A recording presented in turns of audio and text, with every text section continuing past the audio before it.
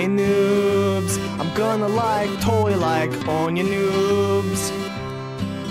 Cause I own you, I own you pretty hard and stuff, right?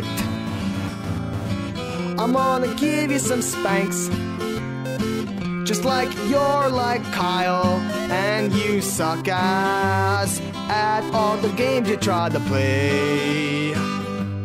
Cause I own you pretty hard and stuff, right? Nice, own you. Hi, I'm Danielle Wagster, and we're here at the Stage 6 Live Theater here at CES. Are you all excited to be at CES today? Let's hear some hands. All right. Well, this next show is what happens when a physicist and computer science major change careers to produce a show watched by millions around the world. Enough said, let's hear it for Jeremy and Kyle from Pure Pwnage.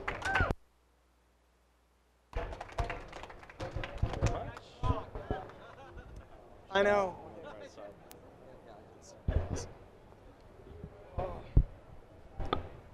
All right. Test. Great. Thanks for coming out. That's awesome. My name is Jarrett Kale. I am the writer and lead actor in Pure Pwnage. My name is Jeff Lapere, and how's my mic doing? Good? My name is Jeff Lapere, and I'm the director, and I play the character Kyle in the show, the guy that has the camera. You got to keep it straight. All right, so how many of you guys are noobs here? No one? No one's a noob? No, we have a couple guys that are brave enough to admit they're big noobs. He looks like a big noob. Yeah. And this guy's obviously a big noob right here. And it seems like we've got a section of people over here that have heard of our show or that have watched our show before. You guys are the pros. Okay, so anyway, those of you that have never heard of our show, the way we describe it is it's a series of comedic videos about internet culture and video games. The story behind the show started when Jarrett and I, we of course play a lot of video games ourselves, and we were interested in video production, and we made a short episode or a short video clip of Jarrett doing this character that became later on to be the owner. And this video went viral through a certain community that was dedicated to a particular game. That game was Command & Conquer General 0 Hour. Do you want to talk about what the inspiration for the main character of the show was, maybe, Jarrett? Sure. So we were really into this game, and as any hardcore gamer can relate to, we spent a lot of time on the forums, and we're interacting with all these other players of this game. And anytime you have a large internet community, you always have these people that are typically very rude and mean and sort of stupid and basically. But at the same time, they're fantastic at the game they play, so you're forced to sort of respect them and often be beat by them, even though they seem to be just 6 years old in their brains. And so that was my inspiration for the lead character, and we never really intended to make a show at the time. We had borrowed a camera from the University of Toronto Library. We were going to make a television pilot sort of in our spare time. And so I just kind of started improvising as this character, making fun of the people I interacted with online all the time. And yeah, we put it on a website dedicated to replays in the game. 300 people downloaded it. And all of a sudden there was this tiny demand for another episode. People wanted to see more. So we got together and we put together episode 1 of the official show. It was 11 minutes long, and then about 1,200 people downloaded it. And again, the demand had grown, and we thought it was pretty cool. I was doing stand-up comedy at the time. And, a 1,200 person audience is respectable for a comic. It's rare to perform to more than a couple hundred. So we decided to go forth. We made episode 2, and we sort of made a little more general audience, and we brought in the concept of how this character would interact with girls. And episode 2 is called Girls. So we went out in public to some bars, and we just sort of filmed people and filmed Jeremy's improv interactions with these people. And then about 5,000 people downloaded it. And we really our heads started to spin as the show was experiencing this exponential growth. So so episode 3 we introduced, we wanted to broaden our audience and get out of just Command & Conquer. So we introduced who's now a very famous character, apparently better than I am, FPS Doug. And so we brought in a Counter-Strike player to sort of appeal to the FPS genre, which is a much bigger genre in North America. And that was about 30,000 people downloaded that episode, and it was an enormous growth for us. And it just kind of kept going from there. The latest episode was downloaded, it's 46 minutes. We just had our season finale, episode 12. We had 650,000 downloads in the first 24 hours, and just over 1.5 million in the first week. We have a sort of a regular viewership, which is what we describe as the people that watch our episode every month. The total number of downloads in a particular month. So we're about 2.5 to 3 million people that regularly watch the show. And it sort of transformed our lives into this surreal experience where the cast of the show, the actors, myself, we get recognized on the street regularly. We sign autographs. We get photos taken. We've started to hold live premieres of the episodes, and we have 700 kids show up just screaming and going nuts. And we've sort of started this worldwide gaming cult that is Pure Pwnage. So essentially, in terms of our careers, what we've done is we've circumvented the traditional broadcast business.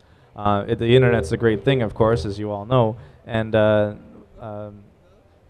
internet allows people to communicate in such a way that it's very easy to send a quick message through MSN Messenger, through an email, and whatnot. So the potential for viral growth of a viral video or of a show, we've never advertised Pure Pwnage. We've never had to promote it. It's always just promoted itself. People watch it, say, that's funny, I think my friends would like to see this, and they let them know about it. And that's how our show has doubled after every episode release, up to the point where we are now. We've leveled off at about 3 million viewers. So this is an amazing thing, that it also costs us only $60 a month in bandwidth bills, because we use compression like DivX. We use torrent technology to distribute the episodes to many, many viewers at the same time. So we sort of consider ourselves pioneers in internet television. It's a great business. The viewers don't have to wait for their show to come on. They don't have to wait for a particular time. They can watch it download it on their own computer. And the way we make money is through selling merchandise related to the show. So we sell T-shirts mostly. And in fact, this is one of the T-shirts, the show's logo. We sell lots of these, and there's also the famous Ion Noob shirt that we've sold many of those. So we come up with products related to the show, and we've now been able to support a staff of 5 full-time employees running the store and running activities for our online community. We are also starting to advertise. We're starting to run pre-roll advertisements in front of the streamed version of the show. So there's other ways you can generate income, the more traditional ways. We're starting to do that now. So again, this is different from sort of the YouTube or the viral clips that get a lot of media attention. This is a television show in almost every respect. The episodes are approximately 22 minutes long. They're not just small clips. We built an audience base that treats it, and they love the fiction, and they really get into it, and they really identify with the characters, and it's really an amazing thing. And so what we're experiencing is, for the first time, because of infrastructures like Stage 6 and technologies like BitTorrent, that small-time independent producers like Jeff and I can produce a show that is more watched than we're Canadians, and I think our show is probably more watched than any actual Canadian television show, and we've never been on television. We've never advertised. We've just let the merit of the show speak for itself, and it continues to grow. And right now, there's probably about 7,000 people watching an episode somewhere in the world. We've started traveling. We went to Holland, and we still get recognized in the streets signing autographs in Holland, because the show is so global that there's absolutely no barriers, and it's remarkable. Yeah, there's about 40% of our audience is in the United States. About 16% in Canada, and then we've got a lot of fans in Germany, UK, Australia, basically anywhere where there's video games. People are interested in our kind of content. So it's really phenomenal to think how it's very cross-cultural, how the internet is very global, and we don't have any kind of regional fame. It's just really very spread out. So it's nice to know that there's fans everywhere that we go. Nice to know that there were some here today. I was wondering how many CES fans we'd have. That's awesome. Okay, so I'm going to leave Jared up here. I'm going to go take control of the computer back there. Okay, sounds great. So I think we'll sort of run through the show chronologically. We'll start at episode 1, so you can see just how humble the roots are. A borrowed camera, some borrowed software from the internet, and a couple guys. And literally, just about one afternoon, we shot episode 1 on one tape. It was 4 hours of work. And another 8 of editing, and we put out this episode, and that's how it started. compared with the latest episode, was about 40 tapes, probably over 100 hours on set of shooting, another couple hundred of editing, and we really ramped up the production value. Dave is a very popular character from our show that was never really an actor. He was a real-life friend of ours that, on a whim, we sort of put him in the show and sort of created this bit part character who makes these tiny appearances that are very cherished, though, by the audience because they're so rare. But after episode 9, when Dave started, Dave's a very social guy. So he likes to walk and run, and he's always out in public. So he actually was getting recognized more than anyone because he's so active. And he's not an actor, you might have guessed, because of his composure. So he politely requested that maybe we give him a send-off and write him out of the show because he's an engineer and it wasn't something he was really interested in pursuing. Jeff has a PhD in physics or just left his PhD in physics to work on the show, and I was a computer scientist / stand-up comic, and we were both interested in doing this as a career. So it's something that we jumped in 7 days a week, 12 hours a day, and put our hearts and souls into it. But it wasn't for Dave, so I hang out with Dave all the time. Yeah. In fact, Dave is the guy that plays Tetris in the video, so he did make a contribution. Yeah, he's a fantastic Tetris player. He's like 7,600 rank online. Yeah, he's amazing. Pardon? Jarrett. I have a DS, yes. Actually, I have two. Jarrett, sorry to interrupt. One for guests. Yeah. I'm just going to play a clip from the intro clip from episode 1. Do you want to talk us through it, maybe? Sure. So this is the opening shot of Pure Pwnage, which is Jeremy's minimalist bedroom, because a gamer doesn't really need more than a bed and a computer. We reveal that Jeremy indeed sleeps in the clothes that he wears every day. You said you do. Gamer also has no need for fashion. Dude, you're not Scorsese, man. You're just a noob. Jared, if you don't get up, Mom's gonna freak. Mom's like a noob, man. Don't worry about Mom. Mom's like using like a 3-dozer build. I am now for people that played Command & Conquer, that's really funny.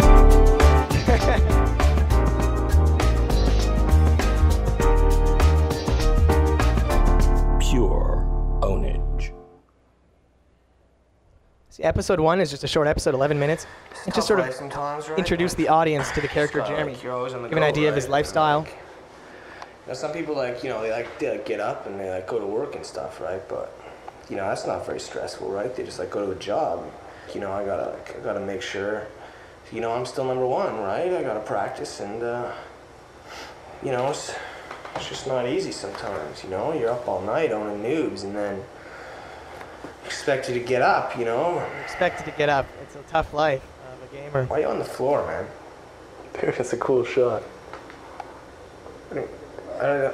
It's Kubrick. It's like Kubrick.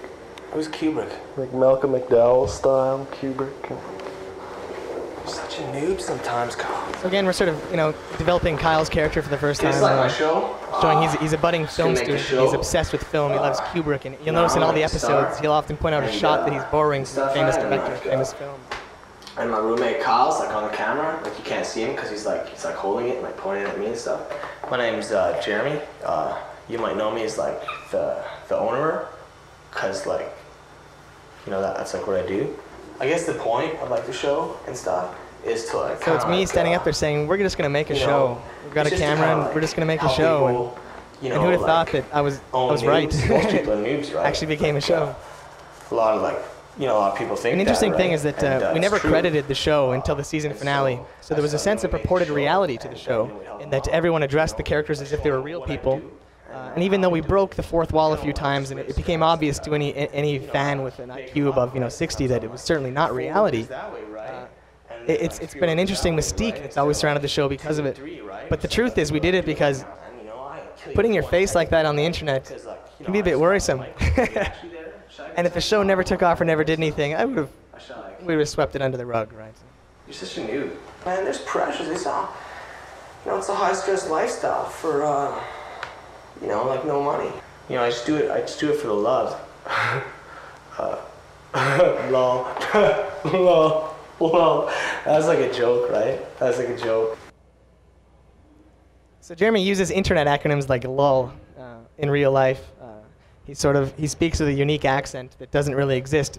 People in other countries had assumed it was a Canadian accent, but in fact it's not. We just kind of made it up. And I kind of see it as an accent that he sort of learned and taught himself because he has such a lack of exposure to typical social circles that he actually doesn't talk like anyone else in the world because he literally learned how to talk himself at his computer in his basement. So he's sort of a 21st century, the product of a 21st century basement filled with video games, I guess. All right, Jared, I'm going to fast forward here to episode 3.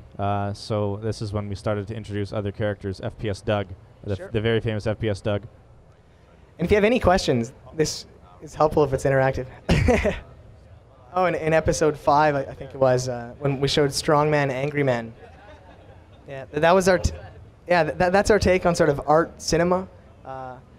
We don't actually have an education in it. We never went to film school. We're all sort of self-taught by watching. So like, I guess like when we actually, do you want to show Strongman, Angry Man? See like lots of people probably gonna be like saboteurs. Yeah, it's actually Strongman, Angry Man is. They like own like pretty hard. It's nonsense. It was intentionally nonsense, and I think one of the most fun parts about it is that we still to this day, people email us their interpretations. Film students email us these detailed interpretations of what each character symbolizes and this and that. And the truth is, we grabbed a camera and we put together a series of random shots, and that's all it is. Like for like a pretty long time, right? Like So here we introduce the like noobs the next lead character in the show, which is episode 3, and FPS Doug. Doug, he's kind of weird that way. I don't know if like his brain like works too good. It's like I just like to play with people. Huh? Just come on, I can dance all day. I can dance all day. It's like, try to hit me. Come on, try. Boom, headshot. Boom, headshot. It's like, boom, headshot. Dancing. You see me dancing? You know, he's just like has lots of energy and always talking about like killing people and stuff. Boom, headshot. It's like I can dance all day. I'm coming down the Doug is an obsessive first-person shooter player. The idea behind the character being anyone that plays just a little weird, Twitch game, you know, so religiously would, you want me to show that? by nature, be hyperactive. Sure, what's up? I'm Doug. Fuck! When we were like younger and we were like kind of like little noobs together, you know, and we So here we're establishing that Jeremy and Doug actually have a history. with toys At the start and of our stuff, series, right? they were in the midst of a falling out. You know, then we got into like video games and stuff, like we Go played like Jets. Nintendo, and then later like some Sega and stuff, and but you know we got older, and then eventually you know we bought some PCs, you know. So Jared, I think it's time to fast forward to episode 4 when we introduce. Oh, sorry. Is there a question at the front there? No question. Okay, yeah. So 4, we started to introduce this epic storyline. There's more to gaming than what meets the eye, and the character, the Master, is responsible for training Jeremy in pro gaming. He's one of the best gamers in the world. So let me just show you a clip from that. Episode 4 is the first time that we broke mockumentary mode and actually have Where's my 20 bucks? Yeah, we actually have a scene which is actually here that's shot in cinematic mode, and Kyle is not present in this room. So this is the first time it became obvious to the astute observer that it is indeed not reality. Why have you come here? The Master, being the greatest gamer in the world, plays 4 games simultaneously, Strats and stuff. Maybe I get some extra training. all at world record speeds. The 4 games shown that he's playing are actually the world record times in those 4 particular games. That are clearly beyond your comprehension. Do you mean to imply that you are my strategic equal? The guy who does the voice of the Master is actually he's a priest in Ontario. He's got a fantastic voice. He was a pastor for the university, and we heard him talk, and it was just a golden voice. So it's really funny. The early recording sessions, when we ask him to say things like lol and raffle and noob and ownage, they're pretty funny because he has no idea what he's saying at all. He's sort of phonetically reading it. I totally do. Like, I want to become like uber pro like you and stuff. Then do not deceive me. See, earlier in this episode, Jeremy lost a game into a noob. Jeremy's a fantastic player himself. You know, he's sort of the Luke Skywalker of our series, right? So he has all this amazing potential as a gamer, but he's struggling right here because he had lost to a noob, which is the worst thing that can happen. to a pro gamer.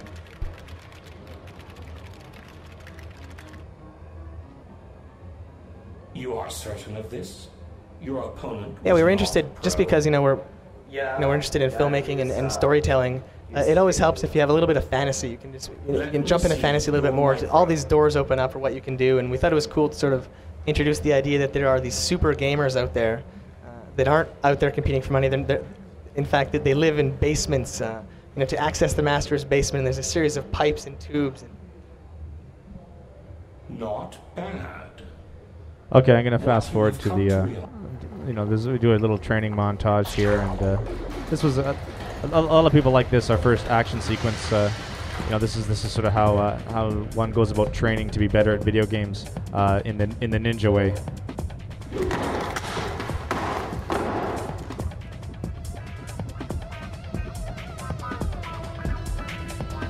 So this is a dream sequence that Jeremy has that's sort of a Star Wars homage.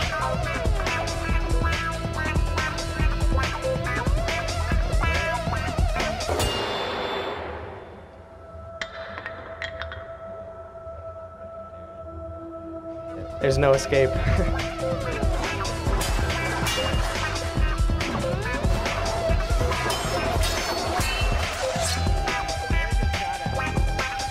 Almost all of it is shot at the University of Toronto. We sort of follow Robert Rodriguez's philosophy of you shoot where you have access to, and you sort of and we're lucky because Jeff, pursuing his PhD at the University of Toronto, had access to all these amazing facilities, and it's a really old school, so a lot of fantastic old buildings. So this is actually a room where students present their theses for their PhD. It's a very intimidating room. There's one desk in the center, and then everyone sits around you. So we edited out the door, and we spun the camera to give the impression that there's in fact no way in or out of this room. But it's just one of the many really interesting and cool locations that we have access to, just naturally.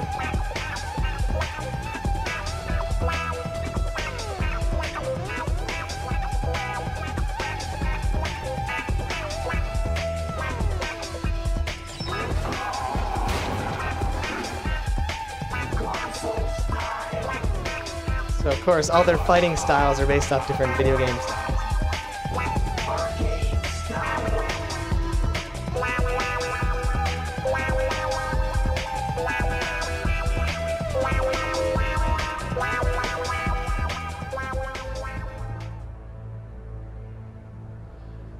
And Jeremy is victorious over the Master. In my dream. Only to reveal it's himself. And he reveals his own face, like Luke Skywalker. But in fact, an interesting bit of trivia is that there's something about that image that it's not recognizable as me. And my own mother asked me, "Who is it in the mask when you pull your when you're masking?" Jeremy. Okay, I think I'm going to fast forward here to episode 6. Now, this is sort of our take on our take on gamers and how they would interact with somebody of the opposite gender. So this is Jeremy going on a date. Episode 6 is when we introduced the hyper-popular World of Warcraft, which probably half of you play. I'm going to take a wild stab. And we introduced finally a love interest for our lead character. No. There's no real romance. She's a Supergirl, but she had a boyfriend and still does since we started filming. So maybe she breaks up.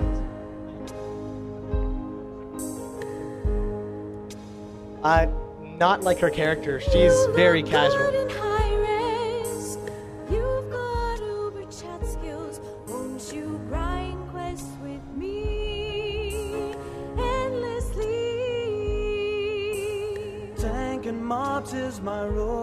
All of the music in Pure Pwnage is original. All of it's composed by Jeff. Most of it's performed by Jeff. We have guest vocalists and guest instrumentalists. But in fact, it's one of the strongest parts of the series is the fact that we have this great music that's all original. And pretty funny. That's them holding hands.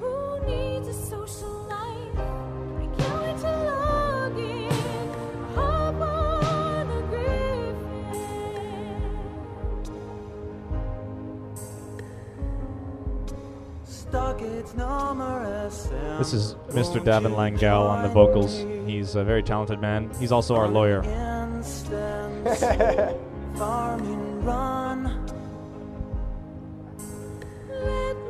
Wanted to create this sort of Disney-esque performance, right? So we got the fan going on her, just for the wind in her hair. I'll be good to go.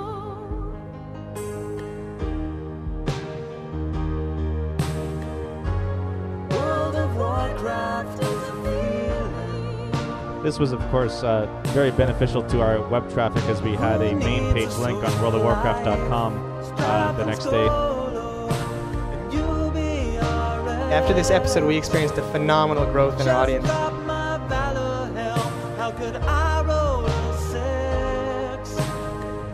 Grats to my guildmate, but I can't believe this shit.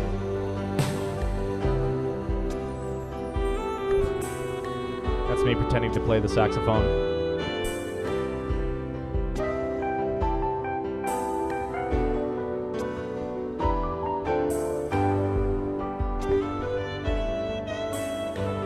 This is the best game. This is the best game I've ever played. This is the greatest game. World of Warcraft, you're the greatest game. World of Warcraft, you're the greatest game, the best game I've ever. Jeremy, what are you doing? Oh, Kyle. No, Kyle, come on. I was just cleaning my monitor like a bit. Like, it was a bit dirty. Like, why are you filming, Kyle? Poor Like, Jeremy. the monitor off. His first kiss. Because I couldn't really see the dirt anymore. So, like, you can see it, like, a lot better when you turn the light off. Like, shouldn't you go? Like, don't you have something to do? Well, actually, I came here. All right, so yeah, that's how gamers date in Pure Pwnage. Yeah. I think maybe I'll fast forward to episode 8. What do you think? Well, we'll show what goes down at a LAN party. Sure, yeah. Later on in this episode, Jeremy becomes obsessed with World of Warcraft, like any competitively spirited gamer would. In order to dominate MMO, you have to invest in an obscene amount of time. And so Jeremy eventually collapses after playing for a week straight without sleeping or stopping or eating. And falls into a coma in episode 7. Of news. This is episode 8. We actually shot this right after episode 5, a long time before it was released. I'll be And we seeing introduced you our in first sort of villain semifinals. character, who's inspired by that sort of over-the-top, cheesy 80s villain. And Jeff Hodgson plays Death Striker 6666. He's extra evil. And I think he does a fantastic job. Man, check out that new rig. It's not much of a noob, Doug. So we're just showing how evil Death Striker is. Look at him own these noobs.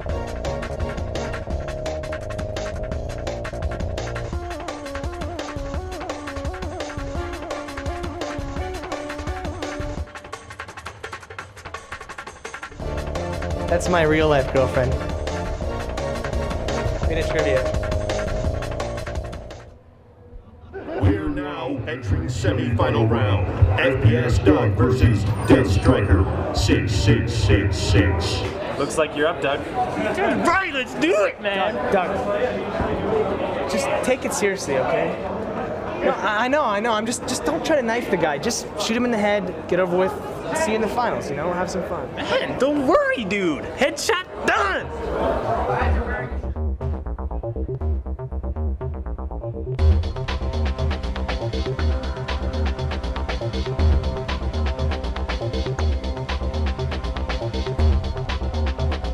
This is the Counter-Strike Source engine, which is just a gorgeous engine that I had a lot of fun making Mishima with.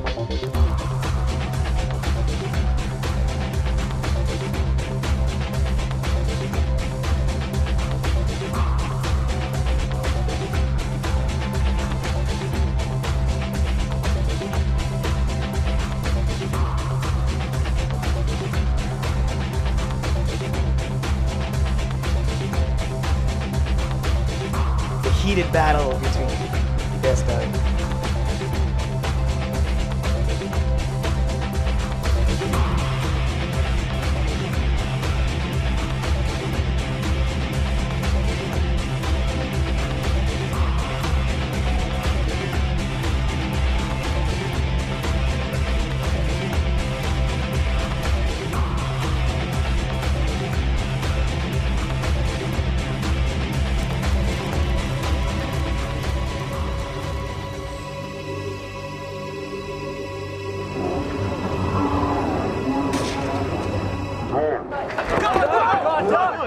you okay? Boom! Headshot FPS, Doug!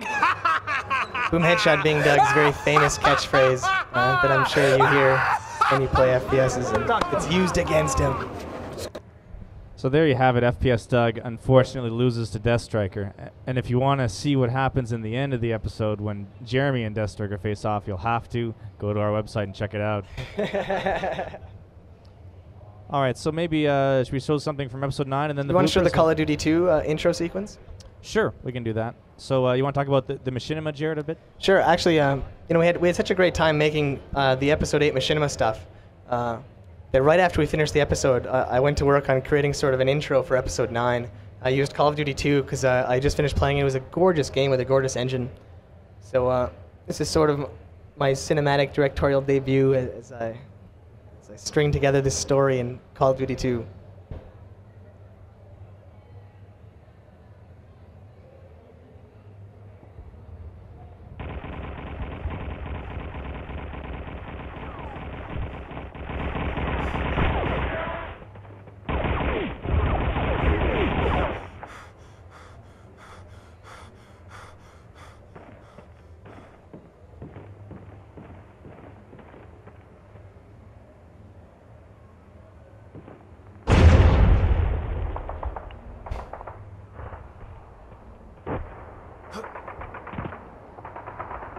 This character is actually FPS Doug, sort of in his dream.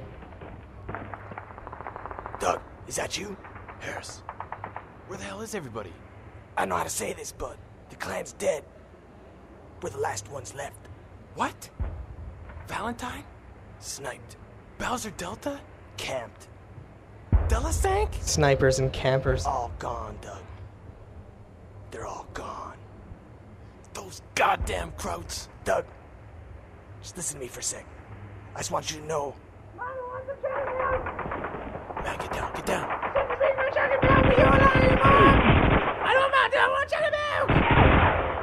Man, I wish they'd turn on friendly fire. Doug, I want you to listen to me.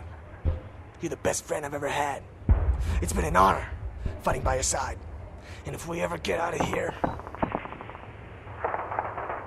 Harris, move!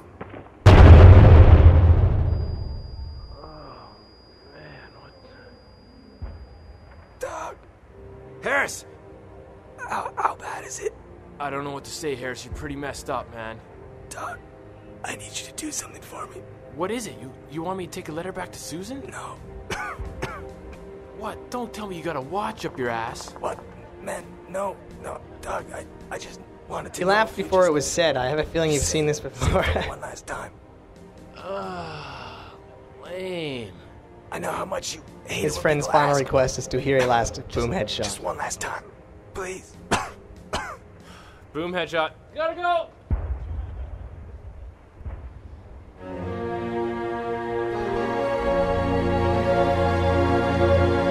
Oh boy.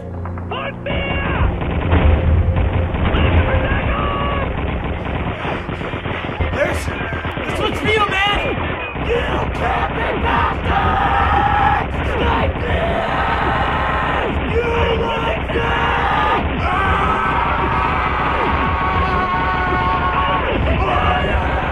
Yeah, you're gonna die! You're gonna die! Oh, yeah! Noobs. FPS Doug. What the hell? Our first green screen usage. Oh my god, hacks! Hacks! Are you quite finished? There's a man I'd like you to meet. He will help further your training.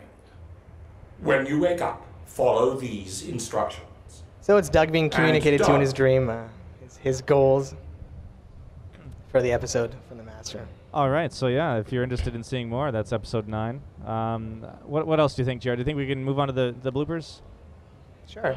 Okay, so there's a few fans here that are probably very excited to see this because we haven't published these yet. We've only shown them at live screenings. I don't know. We might have to edit this out of the stage 6. Actually, we're going to save it for the DVDs. But I'm going to see if I can pull up the blooper reel here from episode 10. But we plan to move to Final Cut for Season 2. That's our plan anyways. We just use what we had access to at the university.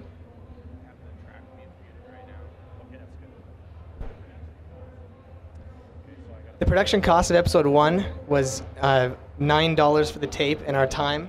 It was all board equipment. Oh, get out of my space. Now the production costs are probably a few thousand for an episode.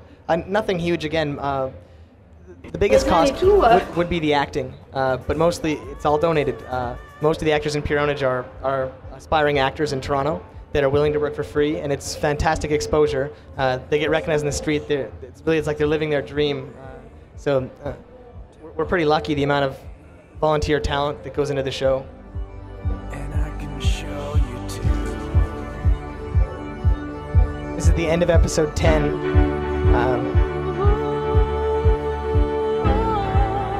Jeremy just feels empowered. He just kissed his girlfriend for the first time, and now he's going to steal back his computer that his mom had taken away.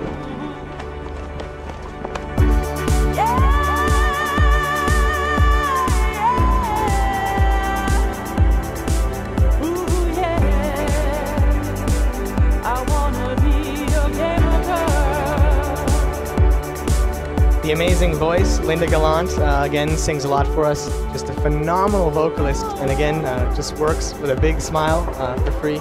We're so fortunate. Hey, Jeremy.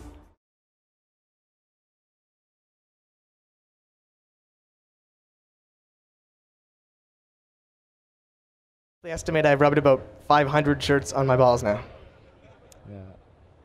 Anyway, so that's our show. I'm glad you guys came to check out our little Stage 6 presentation.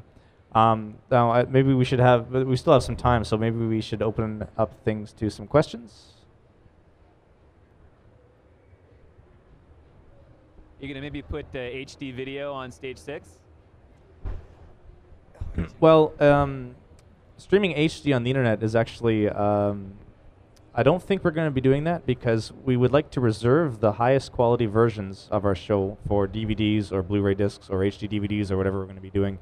So we'll probably stick with a easily streamable web version that is of lower quality on purpose, just because we'd like to, build a studio and buy more equipment, and obviously DVD sales are going to help that. So. But it's great that it is possible to do that, technologically possible, and we may do short features, things that we don't intend to be full episodes and whatnot. We may be interested in streaming HD, but we're definitely shooting season 2 in HD. When is season 2 coming out?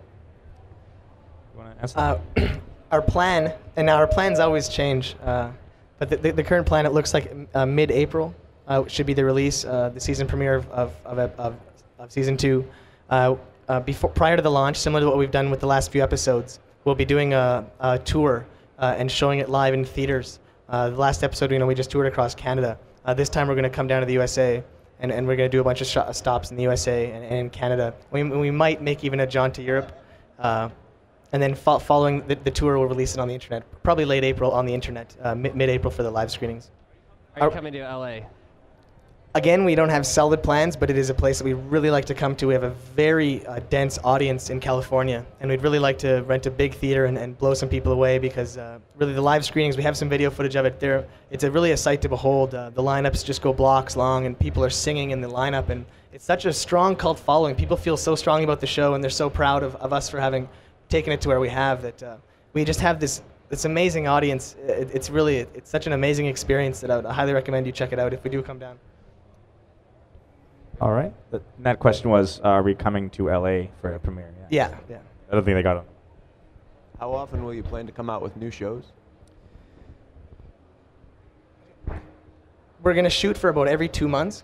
We've averaged, up until now, it's been about 2.5 to 3 months per episode average. And it's actually worked in our favor. A lot of people early on would demand that we release them more frequently. But what it's done is that it's created it's really an event when a new episode comes out. Our fans get really excited because they've waited so long, and especially to 14, 15-year-old kids, 3 months is an eternity. So when it comes out, they get so excited, and it really generates a lot of buzz. So I think we're going to stick to that formula. We just bump it up a little bit to about every 2 months, and see how that works out for us.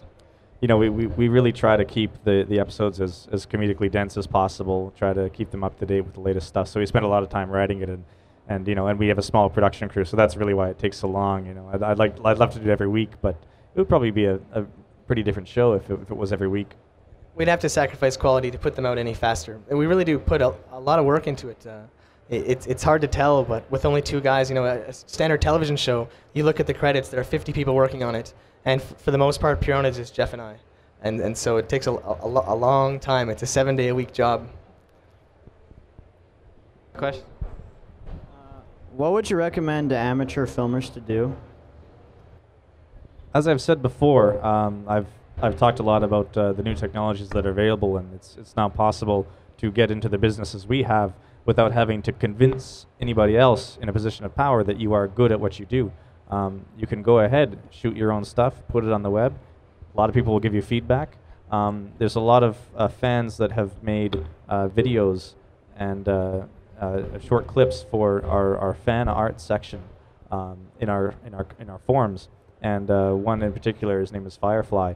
I've been talking to him a lot. He's been making some good stuff. He's pretty good at Adobe Premiere and doing his special effects, and he's very much interested in film. And I tell him the same thing. I say, just go ahead, keep shooting stuff. Practice makes perfect, and everyone's got their home video cameras now. They're not very expensive. And as you see with Pure Pwnage, if you can find a reason for your footage to look cheap, you can actually start up a show as long as you have some excuse. And as Jarrett mentioned, we started, I think it was $10 or whatever we started for the tapes of episode 1. So that, and we've grown our business to here. But we've been very lucky and stumbled on this early on. So, but yeah, to sum up my advice, just keep shooting, get some editing software, and go nuts. If it's natural for you, you'll have a good time regardless. The time is now, absolutely. It's amazing, sort of the technology available and how cheap digital filmmaking has become, how easy it is to distribute via stuff like Stage 6. The opportunity is there, so there's really no excuse. Just grab a camera and start shooting.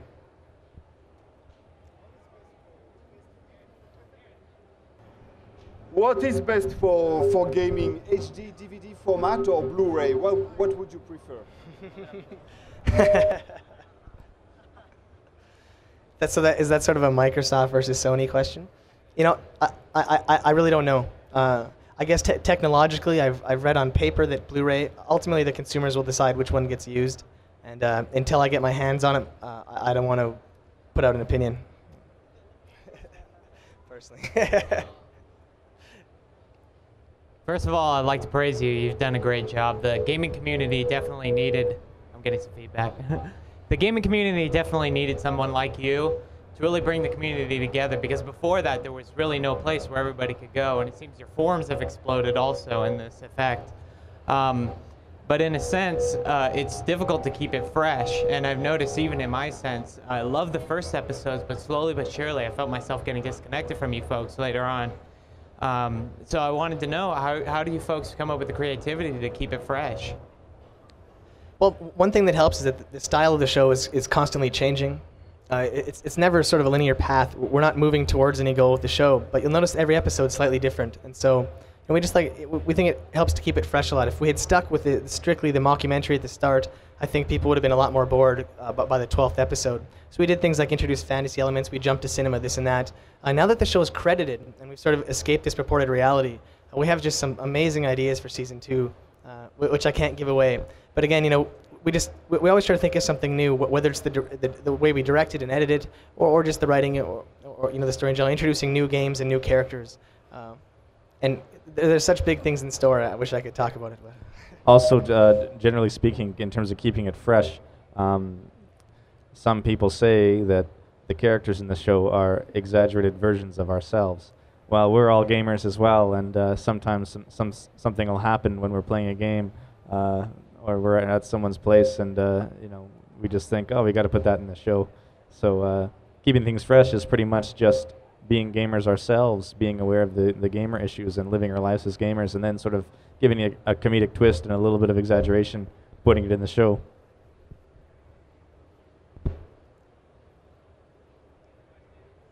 Any more questions? All right. Awesome. to play some Nintendo Wii. Yeah. So if you guys want to stick around, we've got a couple things planned. I think has the raffle finished already? Okay. Yeah. The raffle's going down now, and then after that, we're gonna hook up a Wii and see what we can do with this projector. For Philips DivX certified DVD player. You guys want to do the honors?